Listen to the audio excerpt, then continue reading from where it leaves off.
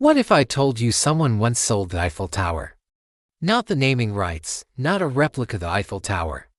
Now, imagine doing it twice. Welcome to the twistedly brilliant world of Victor Lustig, one of the boldest and smoothest con men in history.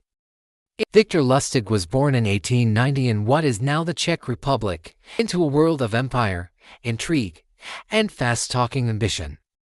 By his early 20s, Lustig had already mastered 5 languages, refined his manners to aristocratic perfection, and developed the kind of confidence that could charm the socks off a banker and then rob him blind. But his talent wasn't just charm. It was improvisation.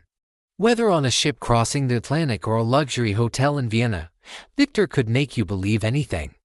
He was what you'd call a gentleman swindler, always well-dressed, always polite, and always full of lies. His most legendary con began in Paris.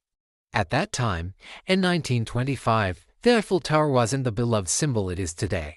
After World War I, it had fallen into disrepair, maintenance was expensive, and rumors were swirling that the French government might dismantle it. Most people dismissed the idea, but not Victor Lustig. He saw opportunity. Using forged government stationery and an absurd amount of confidence, Lustig posed as a high-ranking French official from the Ministry of Posts and Telegraphs. He invited a select group of scrap metal dealers to a secret meeting in the elegant Hotel de Crillon.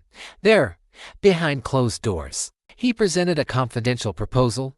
The government was planning to sell the Eiffel Tower for scrap. He told them it was all very hush-hush, no press, no public outcry, just a discreet sale to the right buyer. To sell the illusion, he even gave them a tour of the tower and a chauffeured car. Among the dealers was a man named André Poisson. Eager to prove himself in elite Parisian business circles, Poisson took the bait. To sweeten the deal and test how gullible he was, Lustig even hinted that he would need a little extra to help smooth the deal. A bribe. Poisson paid it, and Lustig vanished in a train to Vienna with a suitcase full of cash. Clean getaway. But here's where it gets really audacious. One might think you'd stop after successfully selling one of the world's most iconic monuments. Not Victor. A few weeks later, he returned to Paris and tried the exact same scam. Same fake roll, same hotel, same forged documents.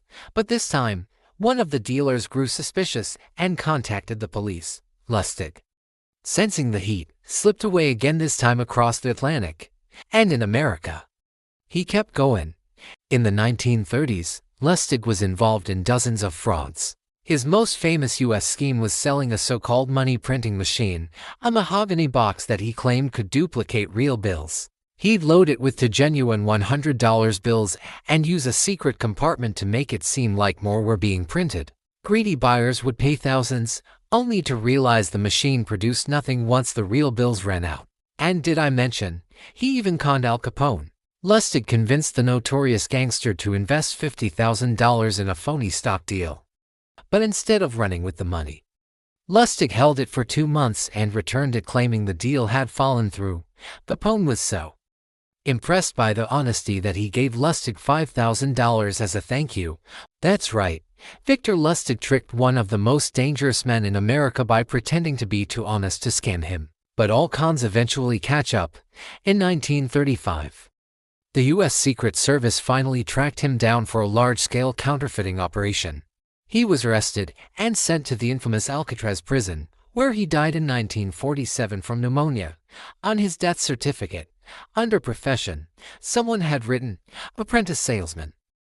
Victor Lustig's story isn't just about scams, it's about human nature. Greed, trust, appearances.